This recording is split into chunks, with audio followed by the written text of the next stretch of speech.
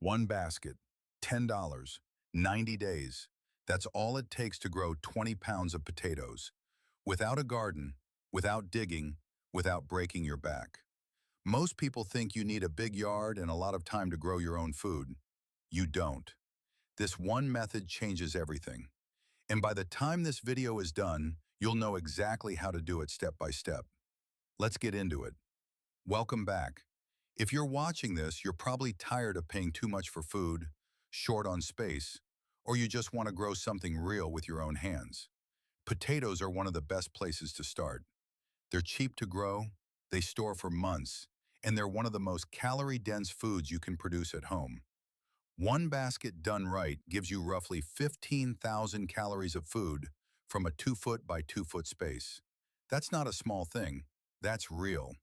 And the laundry basket method makes it easier than anything else out there. No digging, no rows, no special tools, just a plastic basket, some soil, and the right technique. Let me show you exactly how it works. Why this actually works. Before we get into the steps, you need to understand one thing, because once you get this, everything else will make sense. Potatoes don't grow on roots. They grow on underground stems. These stems are called stolons, and the more of that stem you bury under the soil, the more potatoes the plant produces along it. In traditional gardening, you plant the potato in the ground, hill up the soil once or twice, and that's it. You get maybe 12 to 18 inches of buried stem. That's your limit. But in a laundry basket, you can keep adding soil as the plant grows, burying the stem over and over again. This is called continuous hilling, and it gives you up to 30 inches of buried stem in the same small space. More buried stem, more stolons, more potatoes. That's the whole secret.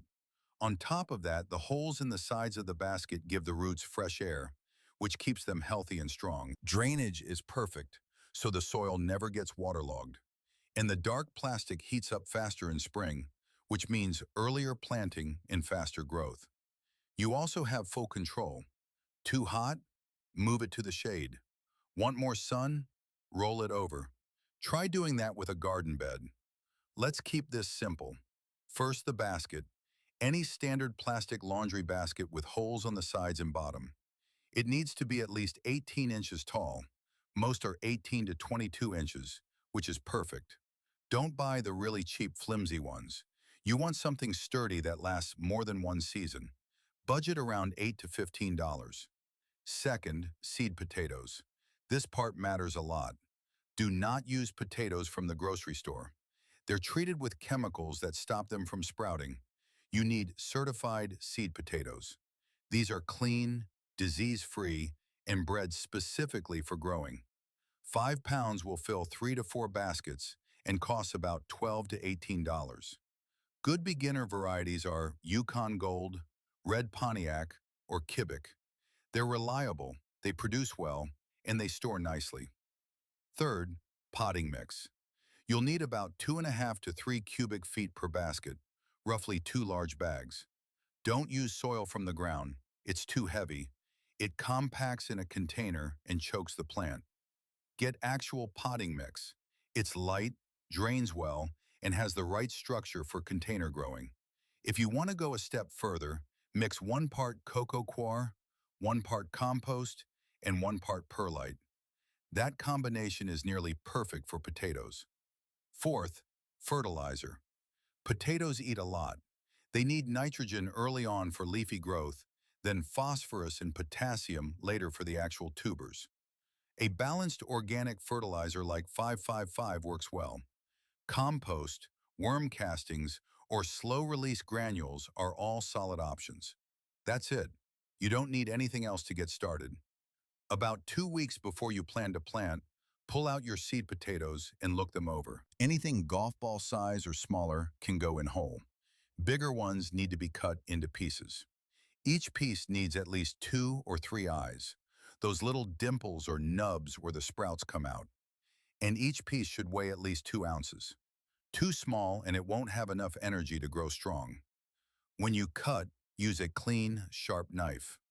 Then, and this step is not optional, let the pieces cure. Lay them out in a single layer somewhere cool, dark, and dry with decent airflow. Leave them for 24 to 48 hours.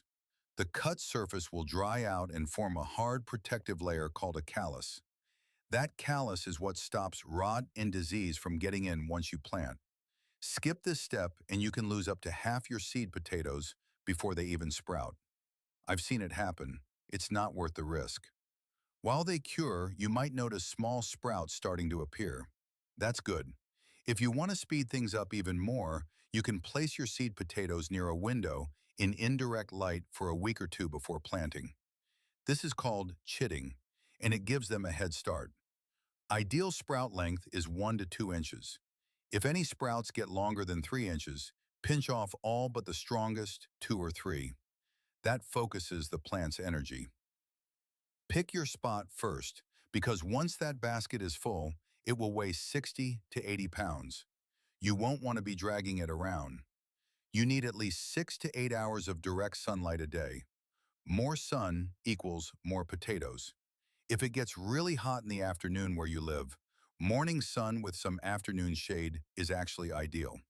Now here's how you plant. Add 4 to 6 inches of potting mix to the bottom of the basket. Spread it out flat. Then place 3 to 4 seed potato pieces on top. Spread evenly, not piled in the middle. Cover them with another 3 to 4 inches of soil. They should end up about 4 inches deep total. Water it thoroughly. You want water coming out the bottom holes. That first good soak wakes the potatoes up and settles the soil. Put the basket in its spot. Write down the date, then wait. In 7 to 14 days, depending on how warm the soil is, you'll see green shoots poking out. That's when things get exciting. Hilling, the most important step. Pay close attention here. This is the step that separates a decent harvest from a great one. Once your plants are 6 to 8 inches tall above the soil, you're going to add more soil and bury most of the stem. Leave only the top 2 to 3 inches of green growth showing above the surface. I know, it looks like you're burying your plant alive. It feels wrong, but this is exactly what you want. When you bury the stem, the plant responds by growing new stolons along that buried section. And every new stolon means more potatoes. You've just multiplied your yield without doing anything except adding soil. Then you wait. The plant grows another 6 to 8 inches. You hill again, leaving only the top 2 to 3 inches showing. You repeat this 3 to 4 times until the basket is filled to about 2 inches from the top.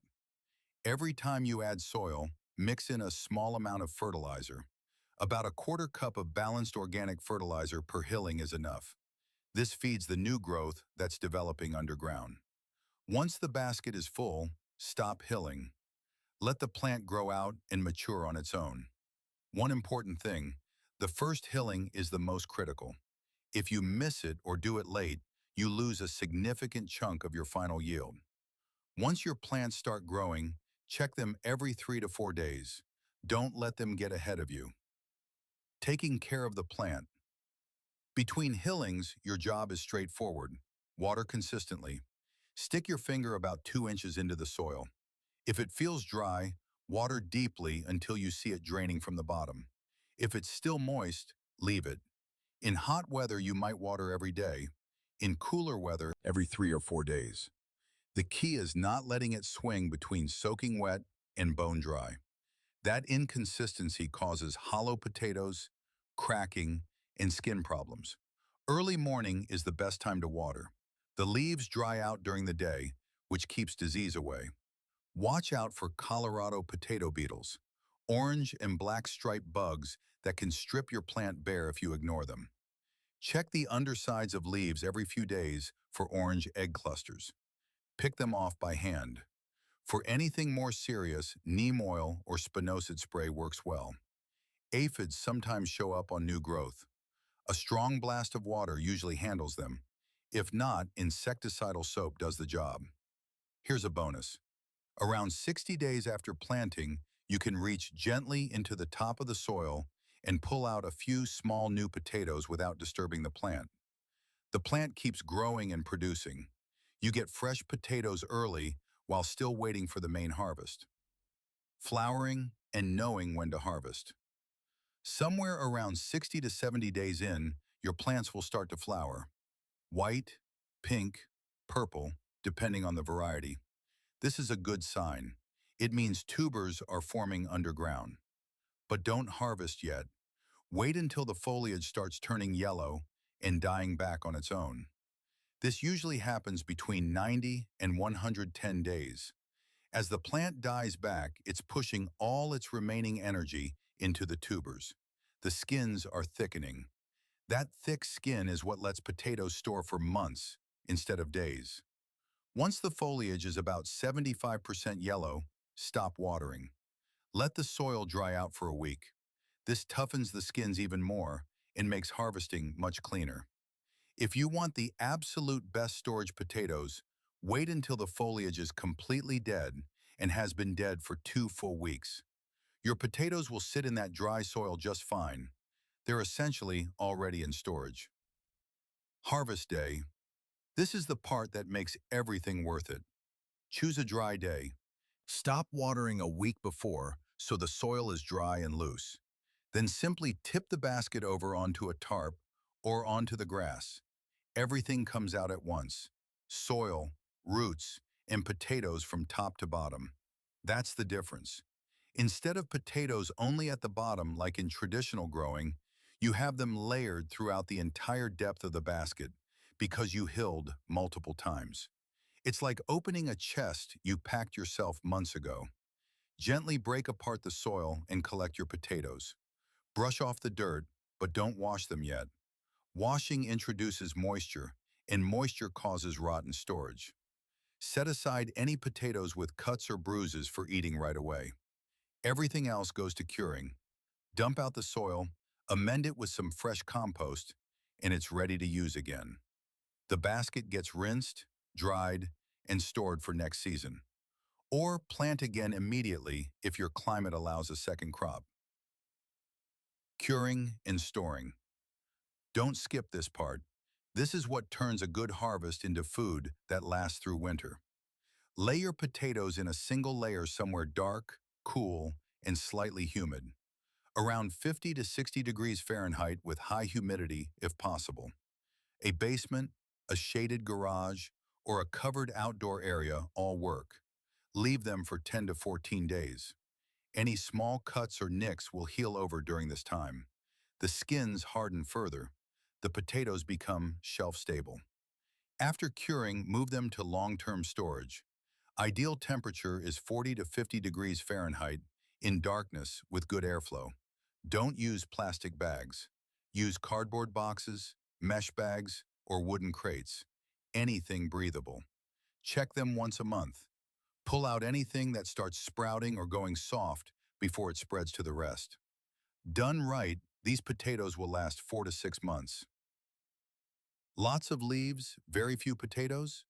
Too much nitrogen and not enough hilling. Cut back on nitrogen fertilizer and make sure you're hilling every time the plant reaches 6 to 8 inches. Green patches on the potatoes? That means they were exposed to light. Don't eat those. They contain a compound called solanine that's toxic. Make sure you're hilling deep enough that no tubers are near the surface. Potatoes came out really small? Usually means uneven watering or not enough nutrients. Keep moisture consistent and fertilize at every hilling. Potatoes rotting in the basket?